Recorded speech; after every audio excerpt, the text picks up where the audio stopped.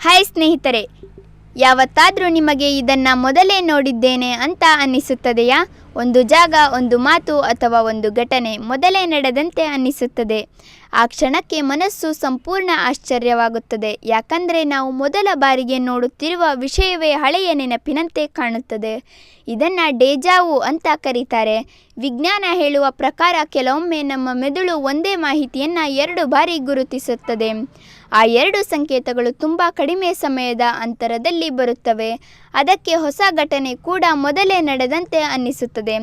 ಆದರೆ ಹಲವರು ಇದನ್ನು ಸಾಮಾನ್ಯ ಅಂತ ನೋಡೋದಿಲ್ಲ. ಕೆಲವರು ಇದನ್ನು ಹಿಂದಿನ ಜನ್ಮದ ನೆನಪು ಅಂತ ನಂಬ್ತಾರೆ.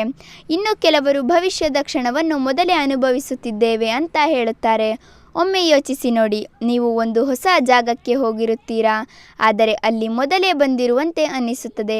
ಅಥವಾ ಯಾರಾದರೂ ಮಾತನಾಡುವಾಗ ಮುಂದೆ ಅವರು ಏನು ಹೇಳ್ತಾರೆ ಅನ್ನೋದು ನಿಮಗೆ ಮೊದಲೇ ಗೊತ್ತಿರುವಂತೆ ಅನ್ನಿಸುತ್ತದೆ. ಆದರೆ ಅತ್ಯಂತ ವಿಚಿತ್ರ ವಿಷಯ ಏನು ಗೊತ್ತಾ? ಆ ಅನುಭವ ಹೆಚ್ಚು ಆಗುವುದು ತುಂಬ ಯೋಚಿಸುವವರಿಗೆ, ಒತ್ತಡದಲ್ಲಿ ಇರುವವರಿಗೆ ಮತ್ತು ಕಡಿಮೆ ನಿದ್ರೆ ಮಾಡುವವರಿಗೆ ಅಂತ ಹೇಳಲಾಗುತ್ತದೆ. ಆದರೂ ಇಂದಿಗೂ ಮಾನವನ ಮೆದುಳು ಸಂಪೂರ್ಣವಾಗಿ ಅರ್ಥವಾಗದ ದೊಡ್ಡ ರಹಸ್ಯವೇ. ಕೆಲವು ಅನುಭವಗಳನ್ನು ವಿಜ್ಞಾನ ವಿವರಿಸಿದರೂ ಅವು ಆಗುವ ಕ್ಷಣದಲ್ಲಿ ಮಾತ್ರ ತುಂಬ ವಿಚಿತ್ರವಾಗಿ ಅನ್ನಿಸುತ್ತವೆ.